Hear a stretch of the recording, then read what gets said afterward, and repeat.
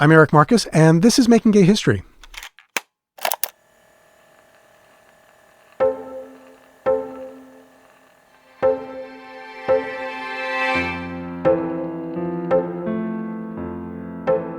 Billye Talmadge was an educator. Over the course of her life, she was an elementary school teacher, accumulated 2 PhDs in education, and won awards for her work with blind and deaf children. But for most of her working life, who she was threatened what she did. Billye brought her passion for education to her activism when she joined the first lesbian rights organization in the U.S., the Daughters of Bilitis, in the mid-1950s.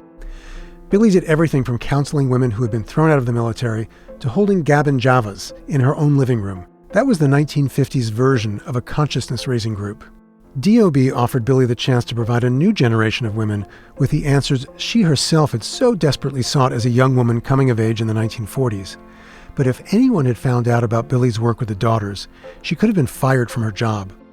When I interviewed her in 1989, she asked me to intentionally misspell her name for my book to conceal her identity. She was still worried about losing her job if her colleagues found out she was a lesbian. Here's the scene.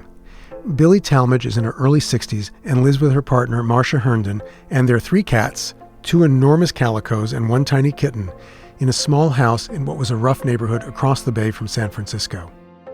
Billye is sitting at her dining room table. She's heavy-set with short reddish blonde hair. She laughs easily and speaks with the excitement of a pioneer recalling the early days of her life in the movement. Billye lights a cigarette before explaining how she came to be a crusader for lesbian rights. But first, she had to come to an understanding of her own identity.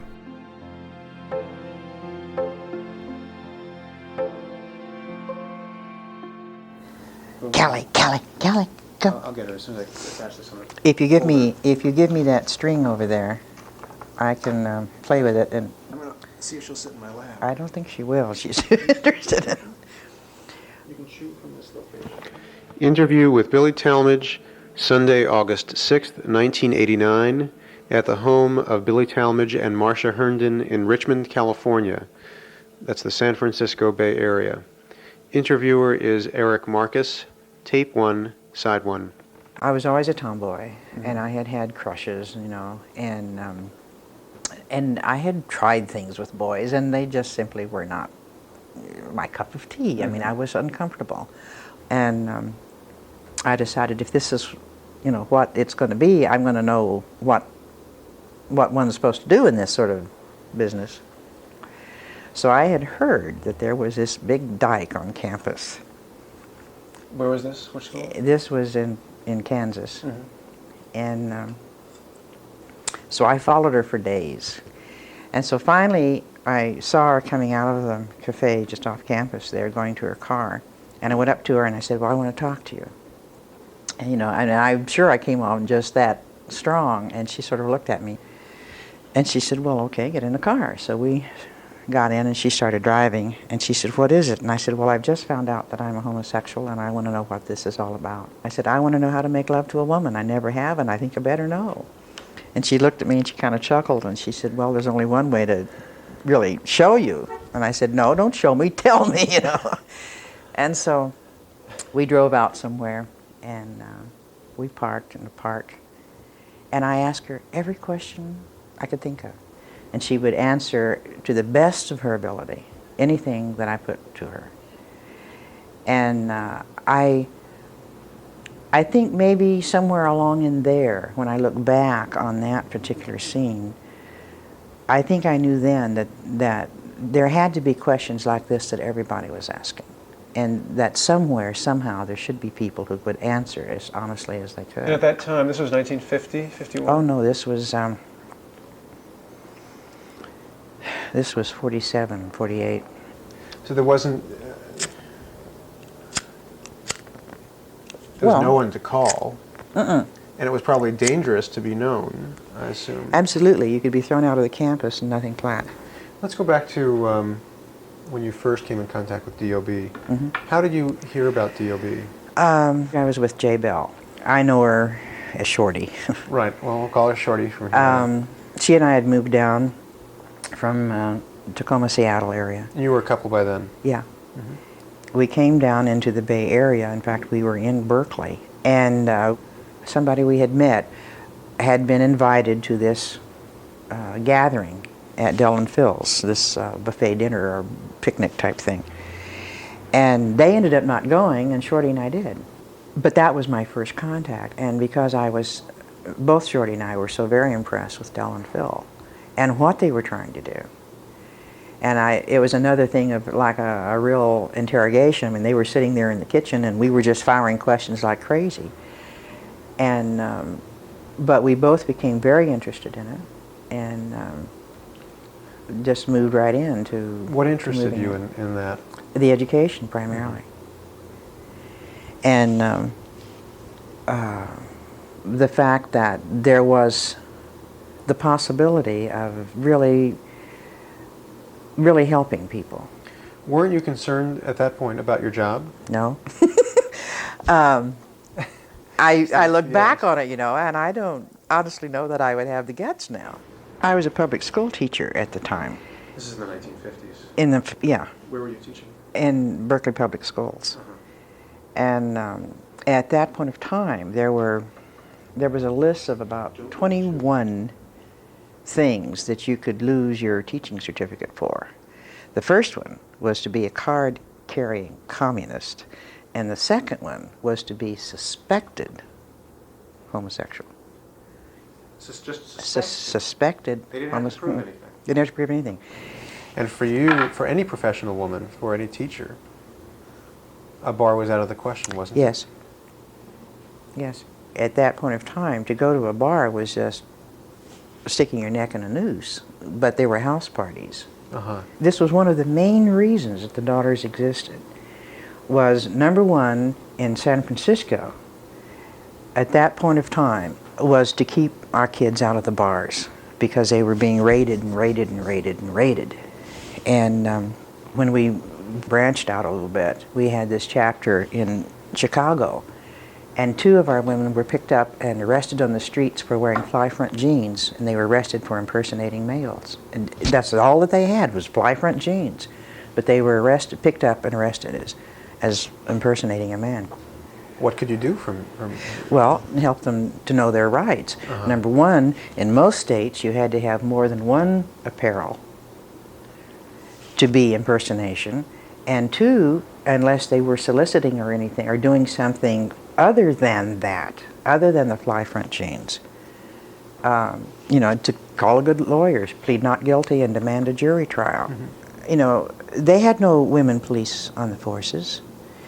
And women, when they were stopped or picked up or whatever, I know of one person, particularly, in fact, one of our DOB people was beaten to a bloody pulp. by the police? By the police. She was drinking and she was drunk, but she was beaten because she was a goddamn dyke, and that was quoted again and again by the guy who was beating her with, You sound very protective of DOB members when you said keep the kids out of the bars. That's, I get a sense of you had great concern. well, we had a lot of kids too. See, you had to be 21 to be in DOB, but we had a lot of 17-year-olds, and they would come and they would call and they would try to, and we couldn't touch them legally, because that was one way that they could get us. And They meaning? They meaning the law, because this then was still contributing to the delinquency of a minor, and was 7 years. State pen. What could you do for the kids then? For the young ones? We had house parties. They were not DOB things, and they did not drink. We would not let them drink. They had soda pop, they had Cokes, Really? Well, see, my first and foremost punch was education. Mm-hmm. And in any way whatsoever that we could achieve this. And first and foremost of our girls, we had one Gavin Java session, for instance, on and I can't remember what it was, but how to make a butch into a dolly, or it's something weird, but how to accommodate to a situation. So accommodate in that regard. If the situation arose, for instance, in our very first national convention that DOB had. We had it right here in San Francisco. And we had one woman who called us from Los Angeles area.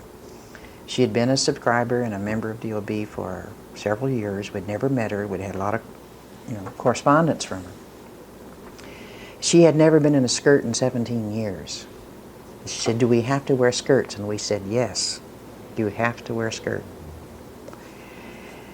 And so she went out and she bought one skirt. She had several different men's shirts to go with it. I didn't care about the shirts. Nobody else did. But she had to wear a skirt. Why? Honey, the law was still on the books that you could be arrested as a male for fly front jeans. It's a good reason to And encourage that her was to the wear a only skirt. reason. And if we had, and we had quite a number of people at our first convention. And if we had, and we had police there too. And Dozens they of scanned people? every one of us. And I'm sure that Del and Phil and I and a number of others were on the books to be watched. By the police. So this was a survival tactic Absolutely. to wear women's clothes. Absolutely. And this was rough too, because we wanted to bring our people together and we wanted to have a convention. But we wanted to protect our people too. We didn't want to put them in jeopardy. And everything we did placed them in jeopardy. And they knew that. They did know that. No chewing. Oh, sorry about that. I'll scratch the head. Okay. No blood. I'll give you an example. I had a threat of blackmail. And Necky, Shorty and I had moved down from Seattle, and there was a very, very dear friend of mine still up there in the Tacoma area.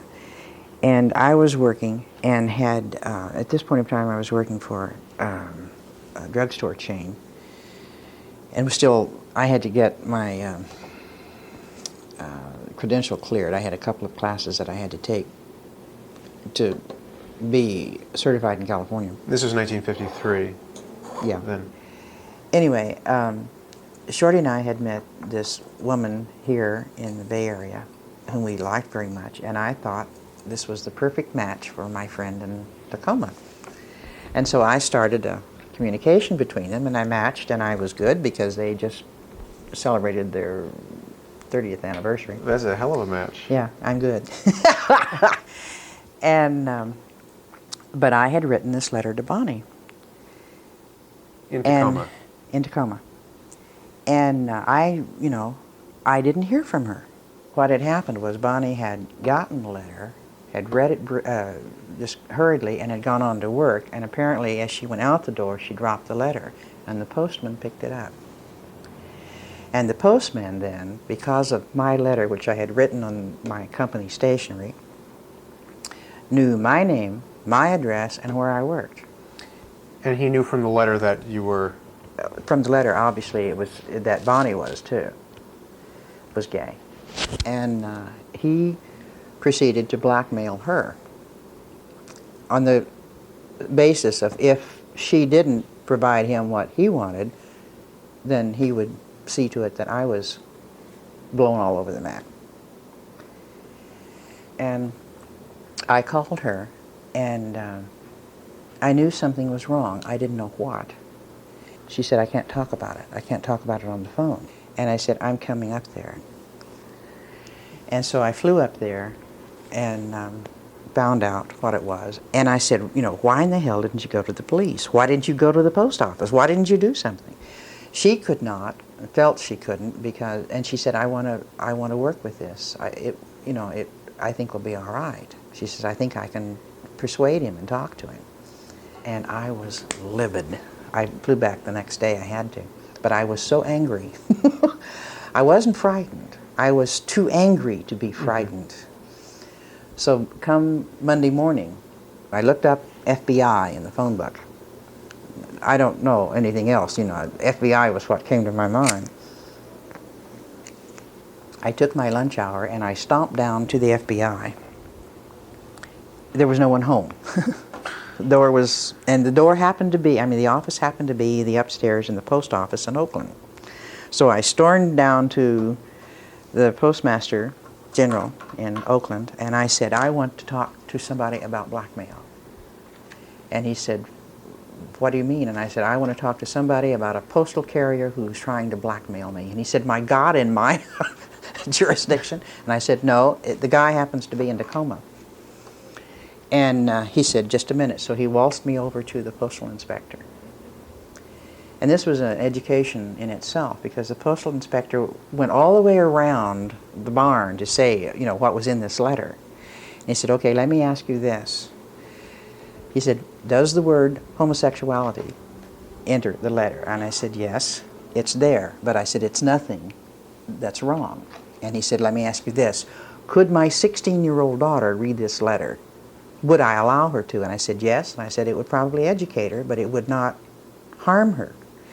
And he said, well, the difficulty is at this point of time, nobody had ever, come up with any definition of what was pornography. And using the postal department in this regard was, tricky. He said, now, again, is there anything in this letter that could not be read in court? And I said, yes, it could be read in court, and I wouldn't be afraid for it to. I would be embarrassed, perhaps, but I would not be afraid. And he said, okay, you let me handle this. The postal inspector in Oakland area contacted the postal inspector in the Tacoma area, and they landed the guy right smack on his ass. And so what happened was the man was confronted with it, he confessed, and he got 3 years. In jail? He certainly did. Because the letter belongs to the writer until it's dropped in the post office box. Then it belongs to the government. Once it is delivered, it is the sole property of the addressee.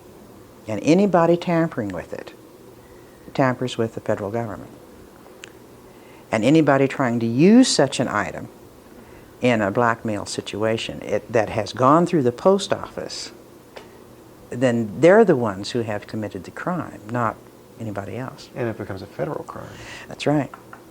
And he spent 3 years in prison. Ever hear from him again? What an experience. Boy, were you gutsy. I was angry, okay? And this was the driving force, I think, of the very beginning of us in DOB. We were angry with what of the injustices that we saw. And our anger on those issues made us totally forget any fear. Mm-hmm. This is the only thing that drove us, I know. Thank you for your afternoon, and for the company of your cats.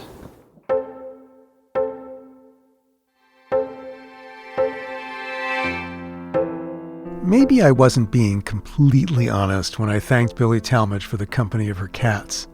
Their new kitten was a cutie, and I could understand why Billy and Marcia had taken it in after neighborhood kids had beaten it. But the big calicos took more than a few swipes at me and seemed to think that the foam covers on the lapel mics were cat treats.